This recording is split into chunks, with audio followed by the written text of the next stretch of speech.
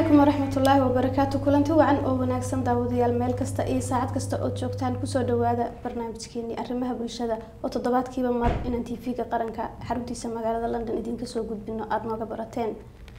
داوديال برنامج أرمها بالشدة سيدا وقتين مر والبوحان كسو قادنا موضوعية أهم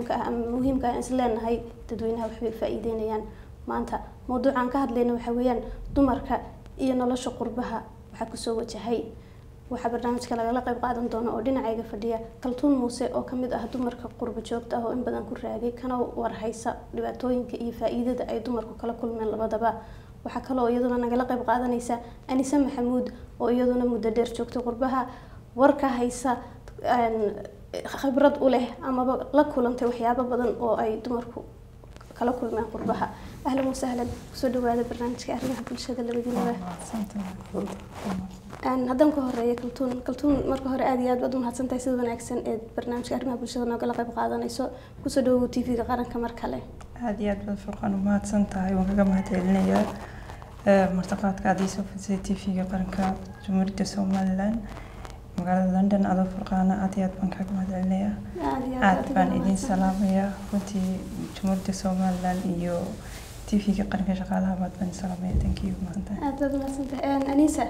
marka lagu soo dhawo TV-ga qaranka xaruntiisa magaalada London iyo waliba barnaamijka arrimaha bulshada oo marti maanta noogu tahay ku dhawahay walaal furqaan ku dhawahay waan ku mahadsantahay martaqaadkaadna noo sameysay nafaf ka doon diyaar baan ku leenahay wixii experience ama aragtidayada qurbaha ku saabsan inaan ka jawaabno aad iyo aad labadiinaba u mahadsantihiin haddaan barnaamijkeena aan guda galo waxaan ku horeynayaa kaltuun oo dhinacayga xigta kaltuun in badan baad qurbaha joogtay waxyaabo badan baad soo aragtay waxyaabo badan oo adiga laftaadu practical kula kulmay baa jira waxyaabo dadka asxaabtaada ama de noloshooda waad arkaysay dadkeena halkan jooga waxyaabaha la kulma sax maxaan oran karnaa gaar ahaan dumarka way ka faa'iideen qurbaha maxaa la oran karaa كل فائدة إنك عندما قربها كفائدة ويبلغتها وحيابها كفائدة وحويان دم كل رجع ويكفر فرعيين ويكم تقناي شق بدنيين وكذا ذا البدنيين رنتي دم كوحي كفائدة إني تعليم كقرار سدان وحي كفائدة إني شقيان وحي كفائدة إني تدكي وطنكي كنولا أي رنتي يقدم أي كعن قبطاني عاويان ما أنت Somaliland waxay ku taagantahay waxa weeyaan waa dumarka qurba joogta Somaliland iyagoo hadaan jirin de maanta mataqaanaa waxyaabo fara badan baa kala dhici lahaa way la tahay marka dumarka aad iyo aad bay uga faa'iideen qurbaha ku nool haday tacliin noqoto xagga diinta xitaa dumarku aad iyo aad bay ugu fiican yihiin haday mataqaanaa dadaalka يعني لا حد كو ودنك يكون كو halkan ku nool qurbaha ku nool ayaa ka warwar badan mar walba oo hada tagtid masaajidada iyo hada tagtid mataqaanaa meelaha diinta lagu fidiyaba waxa buuxaya dhooban waa dumar oran kartaa jaamacadaha hada tagtid kollejyada hada tagtid waxa buuxaya dhooban waa dumar oran kartaa haday shaqo noqoto dumar baa mar walba meel walba taagan marka runtii waxaan oran karaa dumarka soo dhoofay mataqaanaa Soomaaliyeed bay Soomaaliland kaliya noqon bay aad iyo aad bay uga faa'iideen qurba kaltuun hadda waxaad ka dhawaajisay inay waxbarashada ka faa'iideen waxyaabo badan oo kale inkastoo aad sheegtay waxbarashada markii la joogay wadankii dumarku waxbarashada kumay fiicneen ama ma heli jirin jaanisyo waxa lagu oran jiray inaan baatay maxaad wax ka baranaysaa kulli bari waad guursanaysaa taasi ma inaga hadhimisa wali way joogtaa runtii wadankii markii dib loo eego ma sha Allah waan batageeyo runtii dumarku aad u iibin ku dadaalaan oo wala caawiyaa runtii dumarka wadankii jooga laakiin qurbaha aan ka hadlaynay qurbaha aan joognaa inagu qurbaha aan ka hadlayno dumarka ku nool chance bay ka faa'iideysteen waayo markay xagga back home markaan ku noolayn de mataqaanay dumarka badan barashar baa la saari jiray oo hadii guriga ay hal inaan ku noosho 9 inaan ay ku nool yihiin 9 ka inaan wax lagu deey jiray inaan taa kaliya u shaqeyso cadaadisna la saaro laga yaabo inaan taas heerka faa'iido u leedahay iyadu waxay 9 ka qaban lahayn baa iyadu dhamaan lahayd haddana cadaadis baa la saari jiray marka runtii dumarka maanta qurbaha ku nool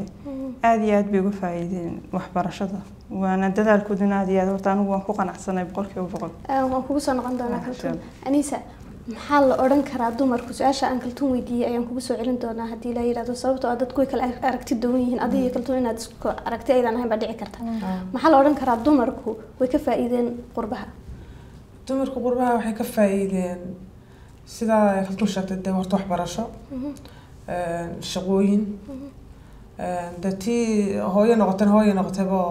meesha markay daatimi ay iska guursato ku caruur dhashay dee hooyo noqoto waxay ka faa'iideen wadankii marka kuma guursan dee caruur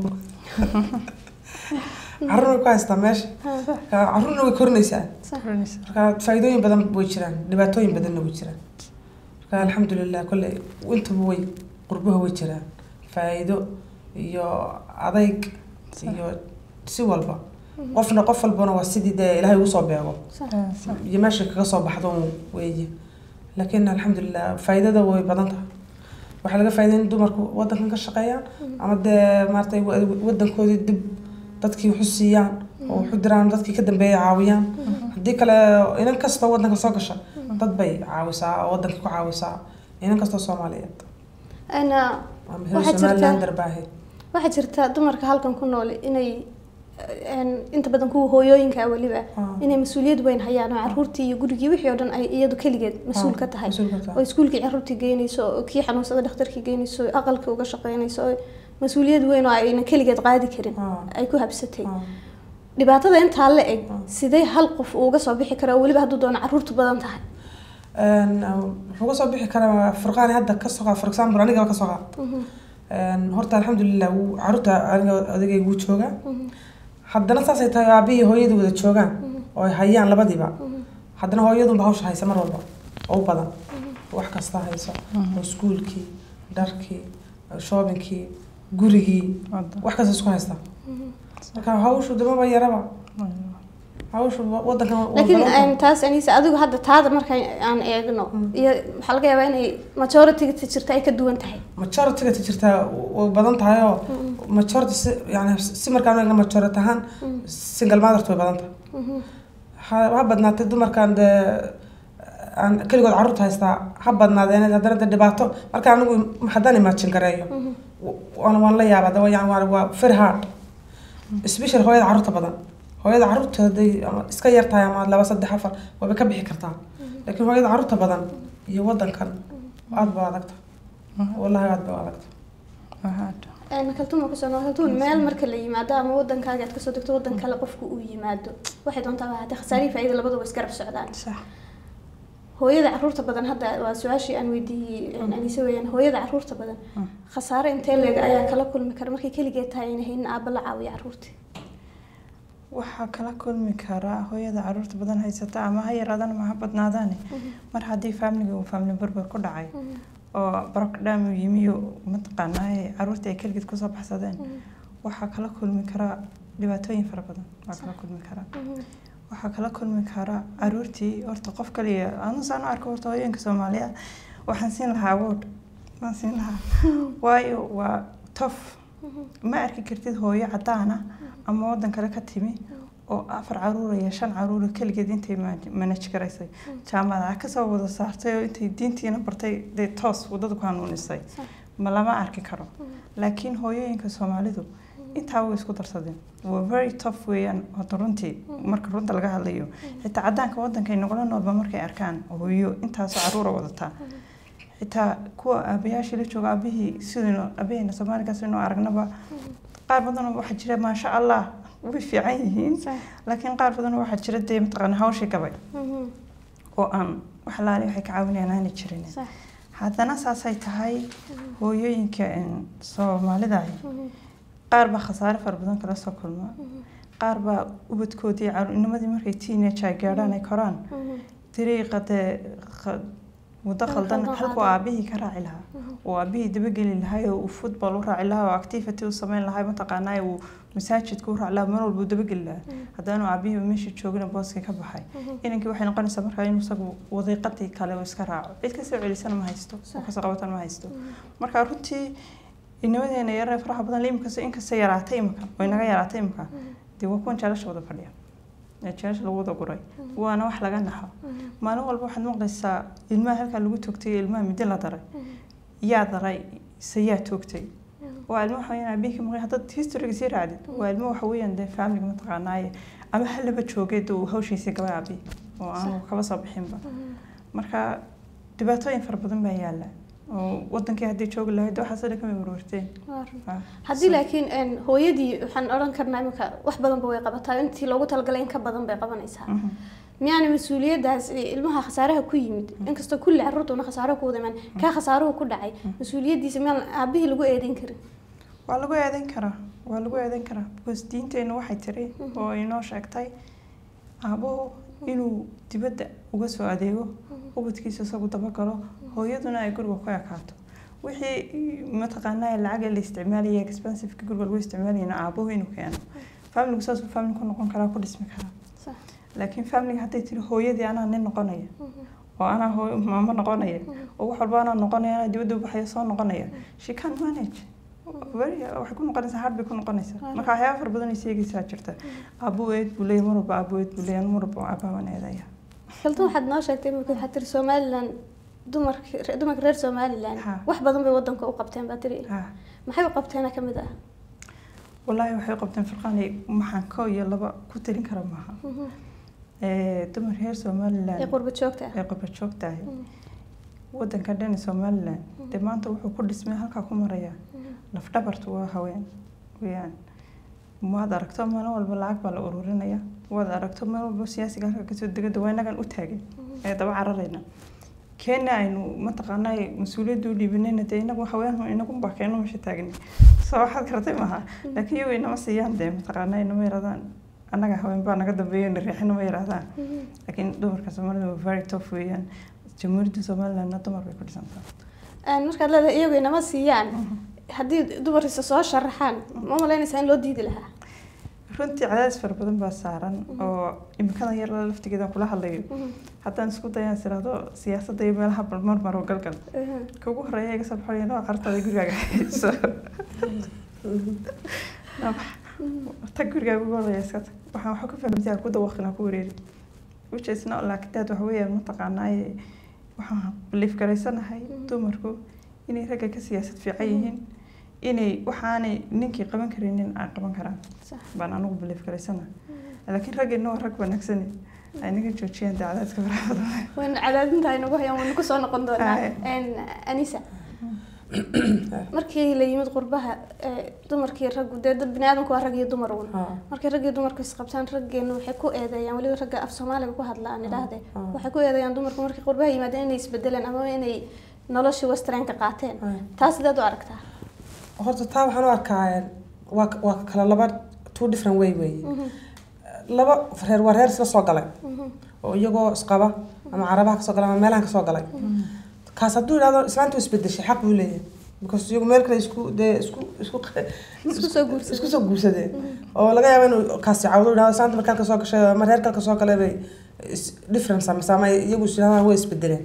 laakiin qof halkan dee yaraan kusoo galay oo iskaga guursaday dadka inta badan dhibka ma qaba marmaanaya halkan inta badan isku guursadeen marka ma oran karo waa isbedeshay oo xagga markii la joogo waa fiicnaa hadda halkan baad isbedeshay qaar baan oranay laakiin sideedaba waxay ka sameeyeen ragga Soomaaliyeed inay dumarka yiraahdaan dumarkii Soomaaliya ku compare garayaan dumarka halkan jooga kuwii Soomaaliya saasay sameyn jireen because hooyadii yeedadii yeediba xagga wadankii lagu soo qabi jiray oo wali dhaqankii iyo qabista xaggaas uu garanaya uu la socdaa inkastoo halkan ku guursadeen haddana xaggaas uu la socdaa marka way oranayaan muxuu haye way yiraahdaan kulligood ka sameeyeen yiraahdaan waa isbedeshay marka ma waxaad leedahay dhaqankii inanta halkan ama ku kortay ama ku dhalatayba haddii halkan ku guursato ma garanaysa dhaqankii halka inanta halkan ku dhalata garan ba mayso dhaqankii xaggii wadankeeni Soomaaliland ama Soomaaliyaba lagaga dhaqmi jiray ta ku dhalatay ma garanayso laakiin dadkeeni yaryaraan ku soo galay wadankan ee laakiin xaggaana wax ka fahmaya oo og xaggii halkan ku guursado oo ku carruur dhalay still waan garanayna sida hooyooyinkeena iyo aabbayaasheen xagga ay ku ahaayeen isku si maaha isku dhaqana maaha isku system maaha guurkii xaggaas iyo guurkan waa kala duwan yahay haddana anigu taa waxaan ku eedeeyaa waa duruufta wadankan taala Yurub bas Yurub dhaqan gooni wax gooni leedahay iyada ka xoog badan society wadankan isaa ka xoog badan waxa la biyo ka badan iyo dad ka badan buu ka hafiyaan marka way ku haftaan Soomaalida wadankan haddana saasay tahay alxamdulilah hooyooyinku waxay taraagareeyaan manage gareeyaan inay hooyo kasta Soomaaliyeed inay noqoto hooyo fiican hooyooyinka Soomaaliyeedna waa hooyooyinka adduunka ugu fiican sida runtii waa la sheegay meelo badan baan ka maqlay in laga sheegay leeyahay hooyooyinka Soomaaliyeed waa taf hooyooyin fiican waxay manage gareeyaan dabka waxay dhalaysaa 5 6 7 8 9 carruur dhalayaan wadanka ku dhalayaan marka si iskuulku wada dareernaysaa marka si dharkii loo wada xiriya kuwa wada nadiifa gurigoodii nadiifa marmarna ku dhacdaayo carruurta badan la wadanka ayaa ka adag ilba lagu weegayaa wadankan waa lagu arkaa reer bakar ama carruurtaba Soomaalida teenage-ka ama yar markay reerihiin iskuulada waa hard way kala kulmaan haddana maartay nasiibka ilaahay qaarna uu isaga sahlaa qaarna problem waa la kulmaan laakiin mid laga wada sameeyahay baa jira oo adayga wadankan adaygiisa iyo hardnimadiisa taa waa laga wada sameeyahay Soomaalida dhan ka siman family Soomaalida dhan ayaa ka siman markaad leedahay mid laga wada sameeyahay baa jirta waa maxay tan laga wada sameeyahay taa laga wada sameeyahay weeye hawsha hooyadu wax walba qabanayso iyada kacaysa iskuul geynayso aabihi hadduu doono garab taagan yahayba intii soo dhan buu qabanaya soo shaqeynaya hadduu doono waa ka soo shaqeynayaba haddana hooyadii somehow iyadii baa hawshi ku dhacaysa intii badnayd oo ku adagta marba caawin ma jirto wadankan hooyo caawinaya ma jirto qof hooyo ku caawin mayso muxuu ahaye ehel ku iman maayo ku caawin maayo caawa marka soo dhasho bari marka guriga timaado haddana bari shoob baad doonaysaa marka wadankeeni joogi lahayn alxamdulilah taas may dhacdeen dumarka wadankeeni jooga bil baa la leeyahay waa umushiya gurigaas ka fadhido markaas caanashaha iyo la siinaya kimisu bixiyo halkaas ka fadhiyaysa oo loo shaqeynaya gabdhaha jooga guriyihii ani waxaan maaya haddaan wadankii ku noqdo oo aan wadankii ku noqdo inaan hablaha la leeyahay shaqeeyaan waan daba carar lahaa wadankaad la qabsatay fadhigan waan daba carar lahaa mise inantu uga taglan daas ka shaqeysa waaya gabadha wax qabsanaysa marka la isgarab dhigo nolosha wadanka iyo halkan keed is leedahay waa u wacan tahay dumarka maxaa isu keenay Furqaan maxaa isu keenay wadankii waa nimco laakiin wadankan waa lagu saaf batay dad baa say uga baxaan bay qof la soo uga baxo dib wadankii dib ugu noqdo buu garan laaya wadankeeni nimca taala waa hawlumad waxaan stresskan iyo family breakdown badan iyo ma jiro wadankeena bas waxa fududeeyay problemkaas waxa fududeeyay stress halka stresska ku badan stress waxa weeye warwarkii hooyadii maanta dhan daalan oo maanta dhan shaqeynaysay yani oo carruurtu wax la caawiyo haysan maxay ku habbi ku noqotaaba ila nafta waxay u baahan tahay inay habbi noqoto hooyo habbi iyo nafteed habbi tahay ayaa carruurtan habbi ka dhigi kartaa laakiin hooyo maanta dhan daalanaydo from 6 o'clock in the morning to caawa taagan maxay ku habbi garo kugu soo noqon doona Anisa kaltuune waxay halkan ragga jooga ku eedeeyaan dumarka inay dhaqankii iyo diintiiba ay ka tageen markay halkan yimaadeen nolosha wastreen ka qaateen taas sideed u aragtaa adeeg kaltuun ahaan wallaahi waxaan u arkaa horta dad iyagoo waaweyn wadanka yimi oo mataqaanaa iyagoo dhaqankoodii wax walba iyagoo wata wadanka la yimi dadna waa dad ku koray wadanka ku koray haddii dhaqan iyo diin ay dumar ka tegayaan anaa ka tegi lahaa anigu weer waxaan soo gaday anoo 9 jira bayar soo gaday waan ku koray intaas dhan ku leekada waan ku guursaday inaan ku sii dhaga mooyaane inaan ka tago haba sheegay habeenka xalay ay tagay waa eedayn deecni la iskaga eedaynayo weeyaan dumarka laakiin waxaan belief gareysanahay dumarka Soomaalidu horta society walba ama bulsho walba in xun iyo wanaagsan way leedahay waa sax runta taas intii xumayn marka inagu waxaynu nahay Soomaaliyeedna inteena yar xun aynu inta wanaagsan ku baabi'ina waynu sheegnaa laakiin inta wanaagsan waliga ma sheegno Soomaalidu way baaba'day Soomaalidu way dhimatay Soomaalida dhaqanka ka tagtay Soomaalida caynka ma tiri Soomaalidu wanaagsan baa ku dhex jirta waliba badan aad iyo aad u badan laakiin lama sheego maxaa keenay inay tirada yar ay xumaatay ay tiradii badnayd imagekeedii ay gubaan waxa xun baa inuu ku talagalay inuu sheego Soomaalida inta xunun bay qaybta negative-ka badiyaan had iyo jeer haddii saddex wax meel ka wada dhacaan xabad labana wanaagsan tahay xabadna xun tahay xabadda xun baa ka baawar weynanaysa labadii baa wacnaa markaas oo inta saarka xun bay hadii jiro wax ka eegaan way jiraan faamiliyaad u badan oo fiican wadankan in amar ku dhacayna way jiraan way maartay hadii jiro Soomaalidu inta xun bay haddaynu ku soo noqono guud ahaan waxaynu ka hadlaynaa nolosha qurbaha iyo dumarka dee dumarkan ka hadlaynaa dumarkan reer Soomaaliland sidee dumarka inka wadankii maaha wadan in badan soo jiray dhaqaale badanna haysta maaha wadankii sidee u caawin karaan inkastoo caawimaad badan sidii hadda kaltu noo sheegtay ay ka qayb qaateenba hadday hooyadii caruurtii wixii dhan mas'uul ka tahay oo inta la tacaalayso ma caawin kartaa haddana wadankeedii in the same time way caawin kartaa hadda inta way caawiyaan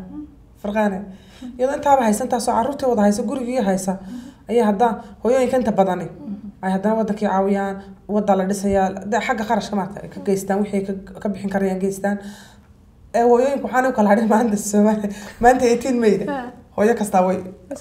soo baxdaa maalinta ma kala hadhaan 18 May kaliya maaha wax weeyaan dad liita dad baahan dad mataqaanay inta waa la soo qaybinaya wadankii hooyo walba waxay ku xiran tahay family wadankii degan way ku xiran tahay oo ay beeshaa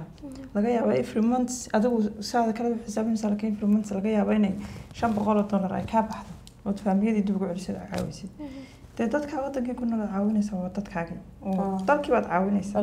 waayo ilmaha wadankii ku nool maanta markaad afkiisa wuxuu cuno aad ku ritid oo aad lacag u dirtid ilmihii wuu soo kacaya dalku wuu soo kacaya wuu soo koraya marka runtii Soomaalida waxaan raanaa hooyooyinku maxay ka caawiyeen laakiin waxay hooyooyinku ka caawiyeen tiirka dhan dhisan dhalinyarada ka buuxa jaamacadaha ka buuxa quruxda badan leh ee soo wada koray hooyooyin ba soo wada koriyo waliba qurbaha ayaa laga biilaa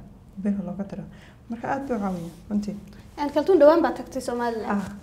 maxaad kala soo kulantay maxaad oran kartaa Soomaaliland way kaga duwan tahay halkan oo nolosha dumarka dhinaca dumarka markaan eegno waa laga dayan karaa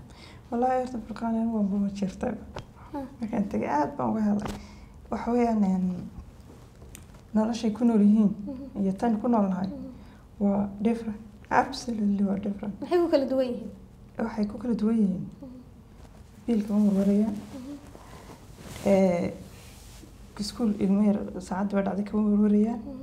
maxay tahay yaa ilmahan kaasi hayay kama warwarayaan guri kuma xidhna family ba meel walba ka buuxa wadankoodii bay joogaan masaajid ba xagga kaga yaalo eedaanka way soo baxaya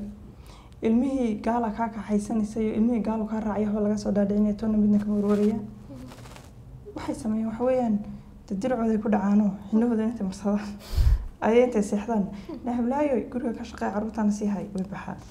oo la shaqeeyo ma heli karo tadheer ka la gaadho ma heli karo waxa weeyaan waxaan ku taaganahay kabaha iyo waxaan ku taaganahay xijaabka iyo surwaalka ku taaganahay waagu markuu bariiga markuu dhaco mataqaana ayuu ma bixiya dabarham waxa isku iman kara la isgarab dhigi kara ma wax la isgarab dhigi karo different weeyaan haddaan kasoo gudubno dumarka hooyada dumar badan oo dhalinyaro ah jiroon weli guursanin laakiin ka yimid kusoo koray wadankii halkan iyagoo dad wax garanaya kuwaasi sidee ula qabsan karaan halkan ama dhaqankoodii iyagoo haysta haddana ay tan wax uga qabsan karaan wallahi chance aad fiican bay haystaan qofka isagoo maskaxdiisa majoor u tahay wadankii ka yimid halkan yimid chance fiican buu haystaa runtii hadduu ka faa'iideysanayo weeyaan siday taa uga faa'iideysanayo ta koowaad waxa weeyaan wuxuu haystaa tacliinta buu haystaa wuu baran karaa wuu shaqaysan karaa dalkiisa isagoo dhisan oo taagan ay wadankiisa dib ugu noqon karaa waxna uu tari karaa waayo qofka maanta hadduu halkan uu wax ku barto kuna shaqaysto lacagna uu ka qaato ama tacliin kala tag ama lacag kala tag waa labada midab kala tag moogta marka hadda tacliin kala tagdina faa'iidad ku joogtaa hadda dee lacag kala tagteed wadanku noqoto talada waxba business iyo waxba furanayaan faa'iidad ka joogtaa marka way ka faa'iideysan karaan labadu way ka faa'iideysan karaan laakiin dee hablaha iyo dhalinyarada inama iyo hablo dhalinyarada qaar ba marka Yurub soo galan wax kala qaato dee wadada qadan iska raaca صح oo waxyaabo kale dib meelaha kala gala mataqaana taasina time-kan bay ka dilaysaa oo way ta time-kaaga maanta way iska risid cid ku soo celinaysaa way iska yar time-kan uu xisaabsan yahay daaduna way xisaabsan tahay way soconaysaa ha marka hadday ka faa'iideysanayaan faa'iido weyn baa taala أنا هذا كوسان نقطة أنيسة waxaa jirta dhibaatooyin badan oo caruurta dhankooda hooyooyinka soo wajaha caruurtii af Soomaaliga horta ma garanayaan inta badan caruurta halkan ku dhalatay hooyadii waxa laga yaabaa iyadoo Ingiriiskeedu si una fiicnayn inay ilmihi haddana af Soomaali kula hadlaan ay inta yar la jabsato waxa hooyooyinka noocaas ah xal u ah inay ilmihi af Soomaaliga baraan Furqaan horta waxa af Soomaaliga caruurta wadankan ku dhalatay ka lunsan waxa koskareeyo because iskuuladayda wadanka caruurta joogan laakiin gurigii baa laga hadlay af Soomaali ka soo qaad anigoo kale guriga af Soomaali ka hadla Soomaali maanta ku hadlay caruurta kula hadlaysa af Soomaali ku hadlay ilmaha markuu nursery-ga bilaabo afar jir bay ku bilaabaan ama 3 iyo badh ama 3 iyo badh afar ilmaha ugu weyn afar buu ku bilaabaa ilmaha markuu hadal barto kii af Soomaaligiisa ku hadlay hooyadii fahmaya bi fahmaya af Soomaali fiican ku hadlay ayuu iskuulka bilaabaa sida markuu iskuulka u bilaabay nursery-ga dhameeyo ayuu English la qabsanayaa wuxuu ku soo noqonayaa kii af Soomaaligiiba ka tagay hadduu inta dhaafana af Soomaaliga uu ku adkaanaya wuxuu noqonayaa af adag way fahmayaan waxaan ku dhanaa way fahmayaan way kula hadlayaan laakiin af marnaba afkeeno kale marnaba ilmo wadanka ku dhashay marnaba ma ku soo laakiin community badan ama qowmiyado badan ayaa wadanka nagula nool Soomaali ahayn caruurtooda dhani waxay waalidkood kula hadlaan afkooda inaga mooyaan waxa different inuu ku noqona horta taas way jirtaa hadda Asian ko kala daarto Asian ku ilmaha yar ay keena leeg afkiisu hadlaya waxa ku skareeyaan oo weydiid dumar badan Asian afku sida aanu uga lumin afkooda waxay dhan guriga Asian ka waxa ku nool awowgii ayeeydi iyo dadii family dhan baa ku wada nool chabaataas la wada cunaya buuxaan family dhan baa jooga islaanta ayada iyo ugaas ilmihi waxreeyay maanta ma ka tagay af Soomaaliga hooyada lana af Soomaaliga maanta bas ku haysanay English xabad English isku ma haysanaya laakiin af Soomaaliga af Soomaaliga kula hadasho waxa laga yaabaa ilmuhu inuu hooyadiina waxaan weydiiyay walaal waxaan weydiiyay hooyooyin badan baa weydiiyay anada nafteeda waan weydiiyay ku yiri maxaa ku skareyn caruurta Soomaalida ay afkeena aanay sida dadka kale ugu hadlin waxa ku skareynaya ilmihi markuu soo noqdo isagoo afkii Ingiriisi la qabsado ku hadlay lamaanta dhan iskuul buu joogay intuu iskuulka joogay intuu guriga joogay intuu iskuulka jooga badan markuu soo noqdo ay hooyadii iyada daalan istiraada maanta baynanka ilmaha ka dhaadhici inuu afkaaga si fiican u saxo ayuu muxuu hayay markay isla daalaan uu afkii si fiican u keeni waayo isoo tiisa u raac oo bal inuu bataa kula fahmayo tiyo chama waliba tiyo chama la wadaysa laakiin aan waxaan u sababeeyeen in family-ga badan ayayda leh ayayda iyo awowga leh inay afka ugu waan tahay saas ma malay ku Soomaali kaltuune ma oran karnaa Soomaaliga si lumiyo hooyooyinka sabab ah wallahi Furqaan ma oran karo hooyo walba way jeceshahay ilmaheeduna Soomaali ku hadlo way jeceshahay haddana waxa badan taybka ilmuhu kula joogay iyo taybka ilmuhu la joogay iskuulka la joogay oo iyaga la isbangarinaya taybka adu kula joogay waa baadi for example ilmuhu wuxuu ka dhaqaaqay sakaalka yaroodnimo sax 4 buu kugu soo noqday afartii ilmuhu kugu soo noqdo inta uu diyaarin sida kijinku ugu jirtay taymka yara wuxuu gaadhay inta homework sameeyay waa seexday ilmihi waa neefso hooyadii laga yaabo ka mahan shan kale inay guriga la joogaan shantii kale kala wada oo maskaxdeedu waa busy haday tiraahdo waxa warqabo uu fahmi waayo do it way koona samoot marka do it ku fahmay fogta horoka qabanaya marka iyadina waxay samaysaa ha ku fahmay inta time ka dhicilaa ha ku fahmay uu yaro waraya come here and do it وسمعنا مركب التنمية موت لكن ما أنت هاي كهاي واحد سوين تطلع ده لقى يا ابن مين وفهمي إنه أنت راح تسكب لي ساقوي ولا ما حد شيء أولي بان قاعد حق له قالت له واحد جرى ويوي مرتين تشعل أنا في سوالي قلمي كهضله مركز ما أنت مركز هذا شو مركز المغلي واي مد قاعد مركز ما مدف وقرنا يا مقتي فهمية عادي فهم عرض سوالي أنت بدنا ضانو المو سبيشال نيد هاي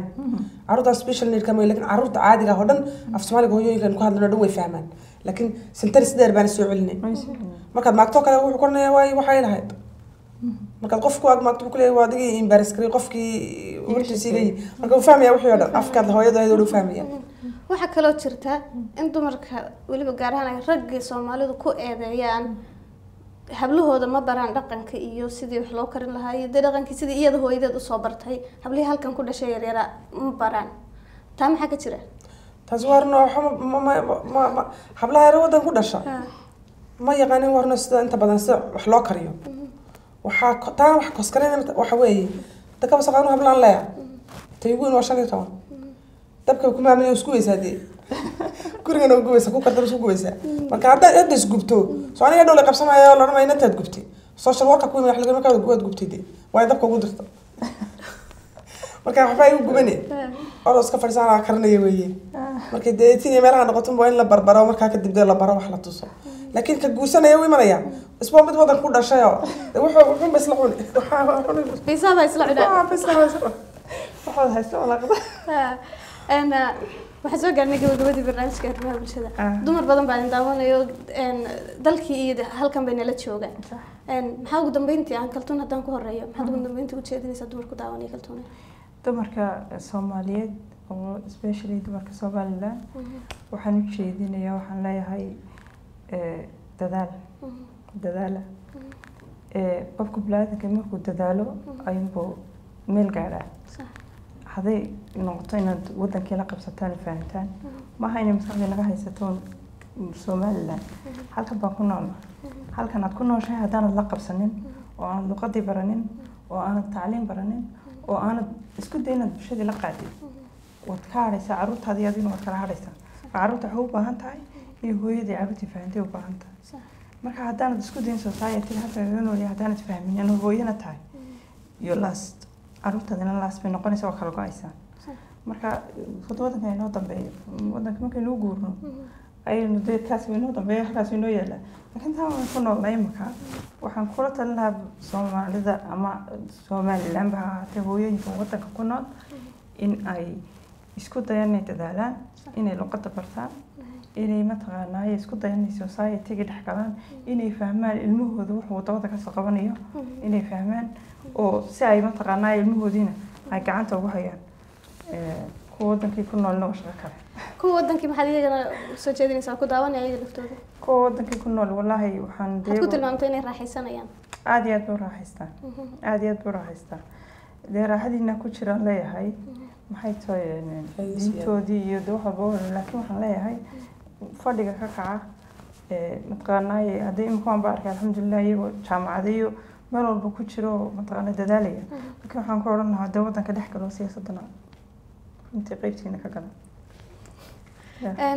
Anisa hal soo jeedinaysaa dumarka ku daawanaya kuwa dalkii jooga iyo kuwa Yurubna la jooga waxaan u soo jeedinayaa dumarka Soomaaliland kuwa wadanka jooga horta waan ogahay waa dumar aad xaaladooda la socdaa inta badan waa dumar tafa oo jecel inay wadankan iyo wadankiiba meel walba wax ka qabtaan hay'ashada duruufta hayso ama hadii caruurtu ku bantay hadii kala wada duruuf hayso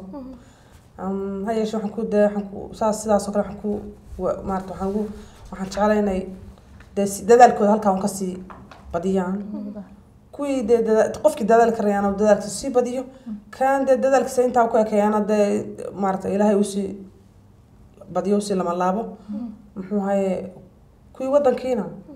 waxaan leeyahay wadankii waaba anagu halkan qurba joogtana waxaan u nidaahnaa maartay kuwaas waa iyagu iska raaxaysan wadankoodii bay joogaan iyana waxay moodayaan in wadankan maarta ay waxyaalaan dad dumarka wadanka jooga ay raaxa haystaan laakiin xaqiiqatan iyaga raaxa haysta because meelaan gaal daba cararayn meelaan ilmahooda uga baqayn meelaan iyaga naftooda uga warwareyn meelaan waxba kaga baqayn dhinacna baan uga baqayn gaajin baa laga yaabaa inay qaar ka baqaan gaajadana haddii hooyadu dadaasho ta ugu siliidata wata suuqa ku iibsa ee qudradeed ku iibsa taasaa dhaanta ta wadankan inta badan ku balanbalaysa wallah taasaan ugu biliifsana laakiin alxamdulillah waxaan leeyahay dhalinyaro ciida ka badan hablaaba jooga wadankii oo wax bartay oo jaamacada wada dhameeyay Ilaahay uu sii wadana sii dadaaleen muxuu haye dhalinyaradana waxaan jecelahay anigu inaan dhalinyarada hadii jeer wadankan looga sameeyo waa la yiraahdaa meel kasta la isugu yimaado dumarka reer Soomaaliland waxay yiraahdaan in wadankii wuxuu tarno dhalinyarada wadankii wax loo taro sanduuqa loo furo hadana wax muuqda oo la isugu yimi wali ma arag laakiin waa la hadalaya waa lagu tala weyn hada lagu tala jiraan program noocaas loo furo maartay caruur lagu caawinayo dhalinyarada wadanka way jirtaa marka waxaan leeyahay maartay kuwan Ilaahay ha u sahlo kuwan Ilaahay ha u sahlo waxaan kala odhan lahaa hablaha كنا Somaliland عاركاه صوت تاريخي وحنقول تلين لها تلكو ذي نبعت الله قربان يكوس عرّي وحلا لي وحيا لا مجرتو أنا جيبا أنت صدق شغلنا هكذا في الدنيا ما أنت تدور حن هذا ما أنت وحسن هيا نبع عند حدا مجرتو ونلا سفر تكون شوية مرة واحد نقول لها بدها نيسوس قويين هبلا عاركة تهريب تندر يسوق ليان وهبلا عارويين ملها نلقو قبصنا يوديع هذا شكلني عمشة وحنون يسر حنون الله هبلاتين أدونك يفرط الرجل هيسكبس العام مش الدنيا همران أدونك هبلاتين وحنون الله تهريبينين إلهي ما هو الرزق هذا في الجنة سيد ما هو الرزق في إلهي وقوقرة ما الرزق هذا ما هو عايزين marka waxaan u lahaa wadan gaalo waxa ma yaalaan dalkii dib aad joogtaan iska daayay tahriibkana soo gelisan iyo silacan iyo mudan dheer man walba meedadkiina badaa laga guray iyo hablahan la kufsanayo iyo dayacnay ku nool yihiin runtii waxaan u lahaa please iska joojiye tahriibineen hada hablatiin anna inta tahriibta waxaan ku siyaar darayaa tahriibta in dawladda fariin loo faro in dawladdu maartay ay wax ay kaga maarmaan dhalinyarada tahriibka special hablaha أنا قبلي أنا ما وصلت لكن واحد كذا مارمان إن دولة مارتي كذا مارمان كله يعني شغلة أبور أو كله شقة أبور وكل الله سماه اللي يرى واحد مسكعي بيس اللي قاعد يقبض واحد لسه تهريبية وبارم بنوع وحسلي ماشى بس كتر مال بعد شرت مال دانته كدانو كادو ودي اللي يرى واحد ماشى ودانتال كانوا مسكعي يسبدله مسكعي ودان تهريب كبدله هدي هلي كريان وين لو سميها دولده سبيشال دولده ما سمين كرتده دولده يقرب جوج هدي سو تاغان اسكاشدان wax walba la sameyn karaa dalaal iyo waxaan isleeyahay ma soo gaar yaa wadankeena ka dalaal badan hada ma